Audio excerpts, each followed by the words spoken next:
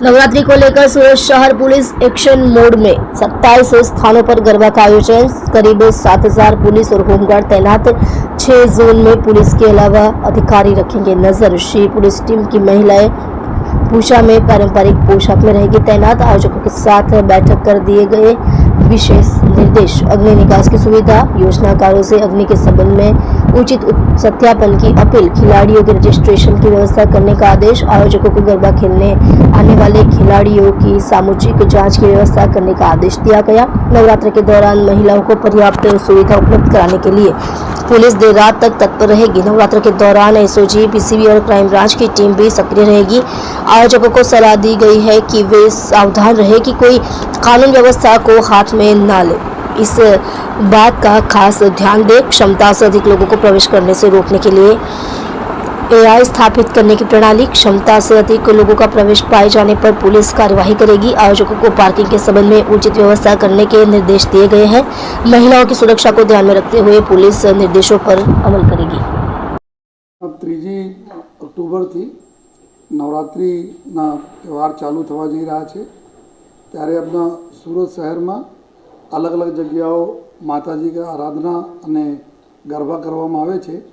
કુલ સુરત શહેરમાં 2700 જેટલા જગ્યાઓ છે જ્યાં નાની મોટી ગરબાનું આયોજન થાય છે, જેમાં મોટા જો કોમર્શિયલ ગરબાઓ જો ગયા વખતે 17 જેટલા જગ્યાઓ પર મોટા કોમર્શિયલ ગરબાઓ થયા હતા જો અને એના સિવાય જો શેરીઓમાં ઓપન ગ્રાઉન્ડમાં સ્કૂલમાં અલગ અલગ મલાઈને કોઈ 2700ના આસપાસના ગરબાના આયોજન કરવામાં આવે છે। એની સંપૂર્ણ તૈયારીઓ આપણા કરી લેવામાં આવેલી છે જો અને એના માટે બંદોબસ્ત માટે કુલ 7,000 જેટલા પોલીસના જવાનો અને હોમગાર્ડના જવાનો તૈનાત રહેશે અને 6 કંપની અમારી સ્ટેટ રિઝર્વ પોલીસના રહેશે અને એના લઈને સમગ્ર બંદોબસ્તના આયોજન કરવામાં આવેલા છે।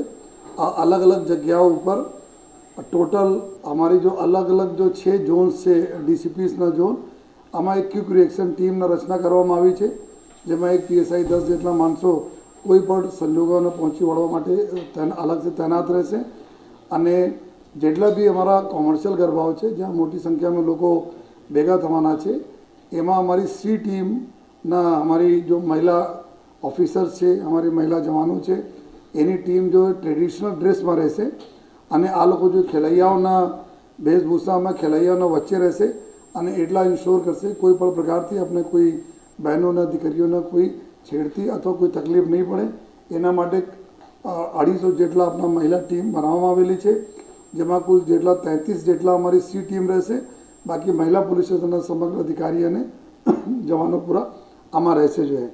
તો એક આ પ્રકારના પૂરી તૈયારી કરવામાં આવી છે અને સાથોસાથ અમારા બોડી વન કેમેરાઓ લઈને જેટલા બી અમારી પોલીસ છે, અમારા જવાનો છે, આ લોકો અંદર અને બહાર બધી જગ્યાએ તૈનાત રહેશે। કુલ 900 જેટલા બોડી વન કેમેરાઓના અમે લોકો ઉપયોગ કરીશ જોઈએ અને જ્યાં અમે લાગશે ત્યાં અમારે કુલ 9 જેટલા ડ્રોન કેમેરાઓના બી અમારે પાસે જો પોલીસ પાસે છે એનો ઉપયોગ કરવાના છે જોઈએ।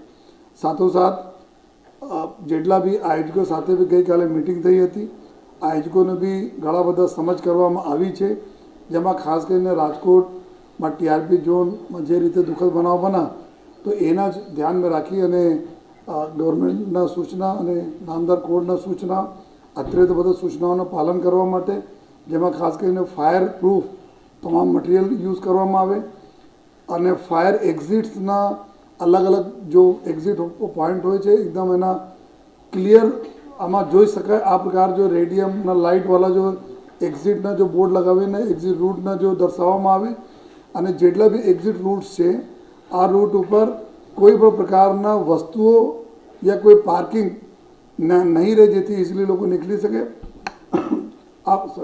આ પ્રકારની બી ત્યાં સુવિધા કરવામાં આવી છે। સાથોસાથ જેટલા જનરેટર્સ હોય છે આ જનરેટર આપણા ડોમ યા મંડપ યા જો સ્થળ છે એનાથી દૂર જાય જોઈએ આ વ્યવસ્થા કરવામાં આવી છે, એના દૂર રાખે, એના સટાઈ નહીં રાખે જેથી કોઈ પણ બનાવ બને તો એમાં તકલીફ નહીં પડે।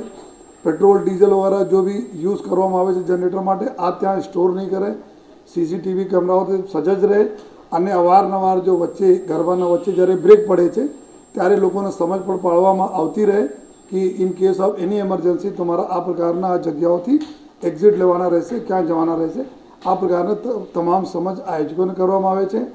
સાથોસાથ આયોજકોના જો ફ્રિસ્કિંગ જો અંદર ખેલૈયાઓ આવે છે એના ફ્રિસ્કિંગ કરવા માટે જો ડોર ફ્રેમ મેટલ ડિટેક્ટર યા હેન્ડ હેલ્ડ મેટલ ડિટેક્ટરનો ઉપયોગ કરવા માટે જણાવવામાં આવેલા છે। અને સાથોસાથ મહિલાઓ માટે બહેનો માટે અલગથી ઇન્ક્લોઝર બનાવીને ત્યાં રાખવા એના ચેકિંગ માટે રાખવામાં આવે અને પુરુષો માટે અલગ।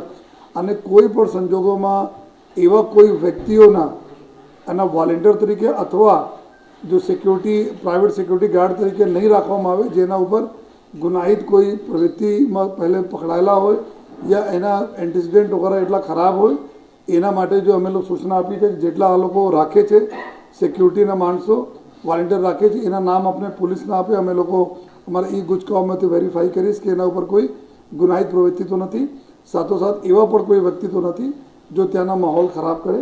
આ પ્રકારની સૂચના આપવામાં આવી છે। સાથોસાથ જેટલા બી નિયમો કાનૂનના પાલન સરકારશ્રીના અને નામદાર કોડના એના સમજ પાડવામાં આવી છે। અને અમે બધા આપના થ્રુ અપીલ પણ કરીએ છીએ કોઈ આપણા 100 નંબર ઉપર કોલ કરશે યા પોલીસ કંટ્રોલ ઉપર કોઈ બહેનો કોલ કરશે તો અમે લોકો એના જો અગર કોઈ રહેશે કે એના ઘર જવાના